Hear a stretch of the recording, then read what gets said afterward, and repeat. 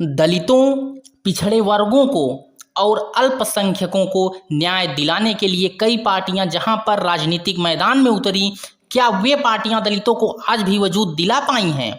हमेशा से क्यों देखा जाता है कि पिछड़े वर्गों को, दलितों को हमेशा से पीछे धकेला जाता है? अगर वो कुछ आगे करने की कोशिश करते हैं तो उनसे उनके अधिकार ही छीन लिए जाते हैं। इसका ताज़ा उदाहरण दिल्ली यूनिवर्सिटी में देखने को मिला है। दिल्ली यूनिवर्सिटी का जो भी मामला है, आज का मामला नहीं है, इसको लगभग 2 से 3 साल बीत चुके हैं। ये मामला तब गरमाया जब दिल्ली यूनिवर्सिटी में एक प्रोफेसर के हक की लड़ाई में चंद्रशेखर आज़ाद मैदान में उतरते हुए दिखाई पड़े। दिल्ली यूनिवर्सिटी के बाहर जो प्रदर्शन किया जा रहा था, वहाँ पे चंद्रशेखर उनका समर्थन करते हुए देखे गए हैं। और जब चंद्रशेखर आज़ाद समेत 80 लोगों को गिरफ्तार किया गया तो उसके बाद मामला का पता चला। आखिरकार आज भी यूनिवर्सिटी में भेदभाव किया जाता है। जाति के आधार पर आपको बता दें कि दिल्ली विश्वविद्यालय दौलत राम कॉलेज के मनोविज्ञान विभाग के एडहॉक शिक्षक रही रितु सिंह पिछले कई दिनों से धरना दे रही हैं। ये धरना इसलिए है क्योंकि यहाँ पर जो दौलत राम कॉलेज की प्रिंसिपल हैं, उन्होंने रितु सिंह को हटाने की मांग की है और ये कहा है कि रितु सिंह को यहाँ पे सस्पेंड किया जाता है, बर्खास्त किया जाता है, उन्हें हटाया जाता है क्योंकि छात्र उनसे नाखुश नजर आ रहे हैं।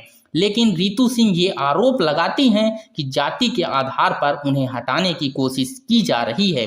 रितु सिंह तो ये भी कहती हैं कि अगस्त 2019 से अगस्त 2020 तक उन्होंने कॉलेज में पढ़ाया।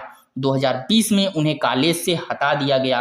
रितु सिंह का आरोप है कि उन्हें जाति के आधार पर हटाया गया है। 1 साल जब उन्हें कॉलेज में पढ़ाए हुए हो गया तो उस दौरान प्रिंसिपल डॉक्टर सविता राय ने उनसे जातिगत भेदभाव किया। हटाए जाने के विरोध में रितु सिंह ने उस वक्त कॉलेज के बाहर भी धरना दिया, लेकिन कोरोना की वजह से उनके धरने को खत्म करना पड़ा। इसी के साथ साथ यह देखा गया कि जो प्रिंसिपल सविता राय हैं, उन्होंने बड़ा आरोप लगाया है कि यहाँ पर बयानबाजी करती हुई नजर आती हैं रितु सिंह। रितु सिंह पर आरोप लगाते कि छात्र छात्राएं उनसे खुश नहीं हैं, वो पढ़ाती नहीं हैं, बल्कि यहाँ पर आंदोलन करती हुई नजर आती हैं।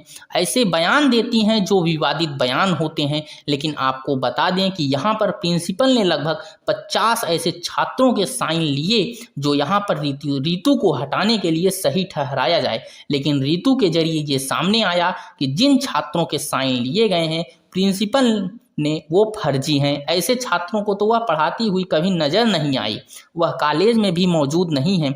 इसी के साथ रितु सिंह ने यह भी बताया कि नियम के अनुसार, एडहॉक कमेटी के अनुसार ये कहा गया है कि यहाँ पर कोई गेस्ट टीचर होता है, एडहॉक के जरिए चुना जाता है, उसको हटाया नहीं जा सकता, उसे रिप्लेस भी नहीं किया जा सकता है, उसके पैसे भी नहीं रोके जा सकते हैं। लेकिन ऐसा हुआ कि यहाँ पर प्रिंसिपल ने मुझे इसलिए हटाया क्योंकि मैं यहाँ पर एक दलित हूँ। यहाँ पर ये कहा गया कि कॉन्ट्रैक्ट बेसिक पर अगर कोई उसे हटाता है तो यहाँ आरोप लगते हैं।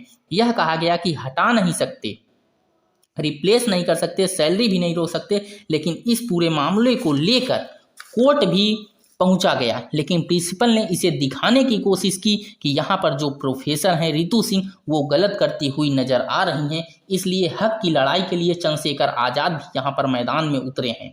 तो चंद्रशेखर आज़ाद को हिरासत में लिया गया, लेकिन छोड़ भी दिया गया। लेकिन क्या चंद्रशेखर आज़ाद के साथ मायावती भी मैदानी जंग में उतरती हुई नजर आएंगी? क्या रितु सिंह का समर्थन करती हुई देखी जाएंगी? क्योंकि वही दलितों और पिछड़े वर्गों के लिए काम करते हैं। आपको क्या लगता है? आप कमेंट में जरूर बताएं।